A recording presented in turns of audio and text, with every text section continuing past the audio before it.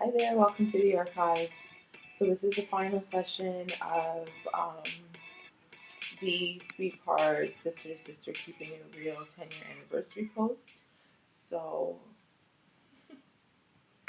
featuring Sparky. Okay, so let's get this done.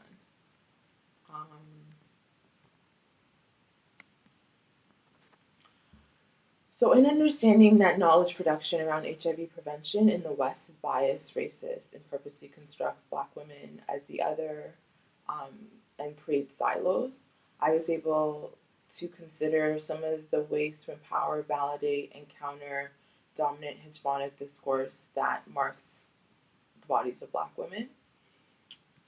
So what I'm about to share isn't new. I wanted to put that out there because I haven't said that in the last three posts.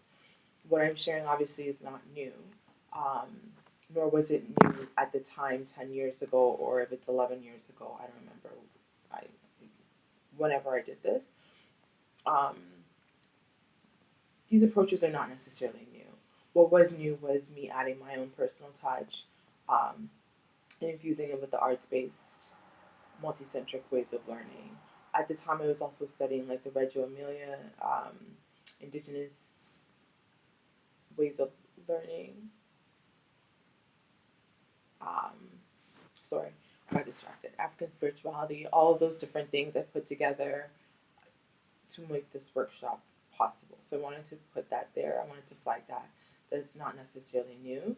It's just that I was a youth at the time. I was 27 years old. And for me, I wasn't seeing programming that was reflective of me or other Black women like me, addressing it in different ways that were attentive to like emotions. I'm a highly sensitive person. I really enjoy. I still, even to this day, I just completed a PhD at looking at shame and emotions. These topics have always been really important to me, and I feel like it's so taboo to talk about emotions in the classroom. It's really taboo to talk about love and caring and compassion when it comes to the education system. But I think these are the things that students find connection with. These are the things that matter to a lot of students. The pedagogy is really important. So I just wanted to put that. This might be a little long, so I'm just going to read it and keep going. So Dr. George Day states that the task, this is a quote, the task of developing an inclusive curriculum begins with educators asking the critical questions about themselves, the school, and societies in general. And this is the kind of the framework that I took into this work. So with that in mind, I focus on four specific areas of knowledge production that usually perpetuate negative stereotypes for Black women in healthcare. So the first one was representations of marketing in posters. The second one was ensuring that there was culturally relevant and appropriate namings to the workshops and the sessions. The third was ensuring outreach that was done differently. And the fourth was addressing barriers that to access in healthcare. Right? So number one, representation. The shades and complexions of the women was something I was particularly aware of. It was important to produce. It was important not to produce negative images of Black women, because the media and society tells Black women that the lighter that we are, the closer to whiteness that we are, the more desirable we are. Wrong. Right? I wanted to ensure that women of darker shades were not only represented but beautiful. That different hair textures were represented, including that showed diversity of Black hair, including women covering their hair, Muslim representation. Other forms of representations that were also considered was around friendship and making sure the images were positive images of Black women getting along, where they were being silly and having fun, where they were smiling. I wanted same sex representation, and just overall positive representation of women in the posters. The posters was also bright and laid out as a collage. And in retrospect, I look at it 10 years later, and I think there's still a lot of light skin representation, try as I may, right? So that's just how deep the bias runs, especially for me as a darker skinned Black woman. Two, language. Because the posters would be the first point of contact for discussion series, I had to ensure that the content was something that the young women connected with, meaning that the naming and the terminology was important. At the time, we would use words, and we still do, like workshop, focus group sessions, which can come off as like academic, stuffy, interrogating, or just uninviting and boring. I wanted to create titles and names that were engaging, that grabbed their attention, that was clear about the discussion, but also left room for the young women to interpret it for themselves. So I ended up going with discussion series, which for me felt like it validated the idea that we would be engaging in conversations weekly, if not sharing circles. I use other AAV, like keeping it real talk, what's a 411, to tell or not to tell, money, sex, and choices, as well as let's talk about testing. So 3 was outreach with care. So the next step was how to get the attention of the community. I had to do outreach differently, in order to reach the community by being present in community, right? So that meant attending different community events, spreading the posters, talking to young women themselves about the series, collecting their phone numbers and emails addresses, so I can not just the emails, but I would collect their numbers to call them regularly before each session, which I think now people be like, I don't like when people call me, send a text. But at that time, and I still think it's really important to make those connections with people. And so what I would do is like each week I would call them before the discussions. Um, I would check in. It would build trust. I would ask them how their week was going, what they learned, how they would apply it to their day-to-day lives. Those are some of the conversations I would have with them before, um, and after each of the sessions, just to keep in contact. So this form of outreach, although it was really extremely like time consuming, it was successful. It held them accountable, right? So if I talked to you this week and you said you were going to come, most of them felt, there was that accountability to show up. And then they would also bring their friends along too. So number 4 was to reduce barriers to access to healthcare, right? So in order to address these issues, we have to name and identify them first. So some of the problematic areas included cost of the workshops, transportation, childcare, and identifying the content material that was relevant to them. So each workshop was completely free to the community.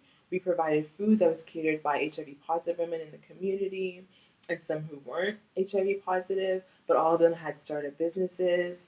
All the meals were hot, hearty, and there was from various parts of Africa and the Caribbean. We had desserts, like I said, that was catered. Being located downtown and understanding that our location can be challenging for some people to get to, that had to be considered, right? So we offered free TTC, free transit tokens to every single one of them. We had on-site childcare for those who either had young children or were babysitting young siblings. We provided gift bags to them in each session as a token of appreciation for showing up. And the gift bags were filled with like resources like male, female condoms, dental dams. There was educational pamphlets. There's a list of contacts, to various agencies. We gave them gift certificates. I also ensured that the facilitator, these are just best practices that people do in general. There's nothing new about it. Making sure that you're paying your facilitators honorariums. Like that's, you want to do that. You don't want people to be doing free labor.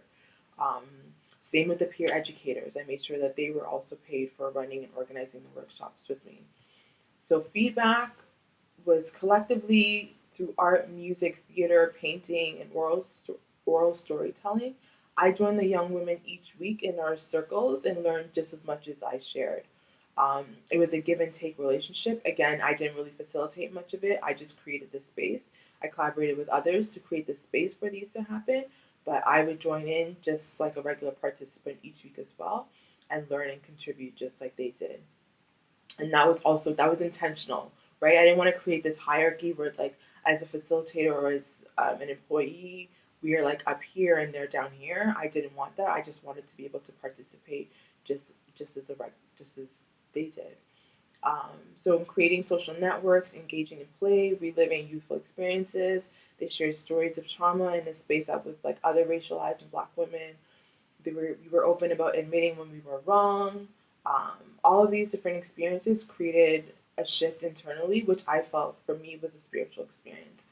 Each week, I recognized and celebrated the need and want for these young women to be present. I wanted to be present to them, and I wanted them to be present for their own knowledge and education. So we gently challenged each other to think outside of the dominant hegemonic discourse.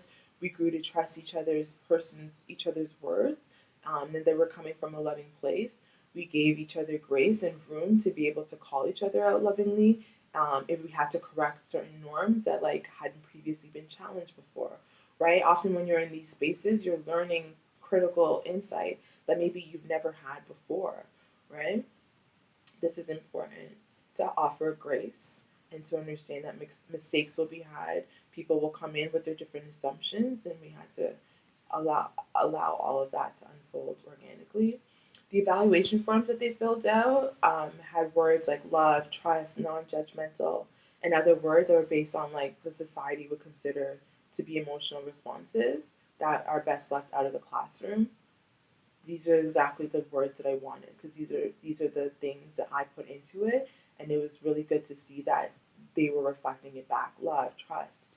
Um, they also talked about the physical space of our location at the time, which was shaped in a circle, and they made the connections between it, the rooms, and how it was symbolic.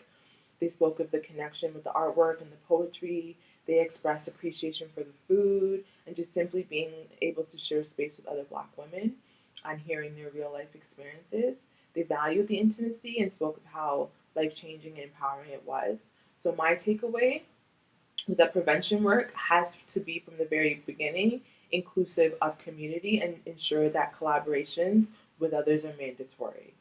To this day, I still do. You can say that Dorothy lives an individualistic lifestyle. That's because people did some really fucked up shit that, excuse my language, and I did also.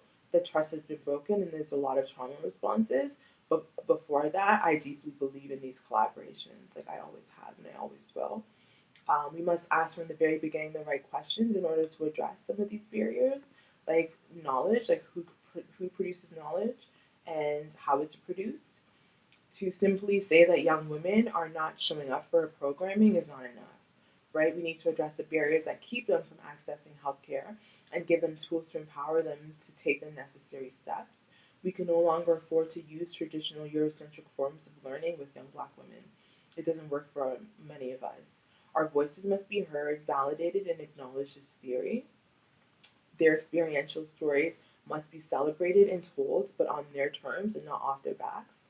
Again, I'm going to end with sharing an excerpt, but pretty much this whole post was just copied and pasted from the paper that I wrote 10 years ago. So I'll end by saying this is how I concluded. So since Sister to Sister Keeping It Real series, we as a community health center have increased the number of young ACB women accessing our services. Each day I see more and more young women in our hallways. They are booking appointments for anonymous testing and not only coming alone, but coming with their friends for support. Such success stories show that they not only understood the importance of HIV prevention education, but that they understand that as Indigenous bodies, community is crucial. Love and support is what will sustain us, as well as showing up for others. For me, all of this validated the importance of prevention work done in a particular way. Many of these young women were able to use the sessions as networking opportunities and still connect with one another since the series. I started this paper with my social location. I would like to end with acknowledging that this series, this paper, these blog posts were only made possible because of the young women I collaborated with. It is again a site of privilege to be able to use my education as a tool to give voices sister to sister.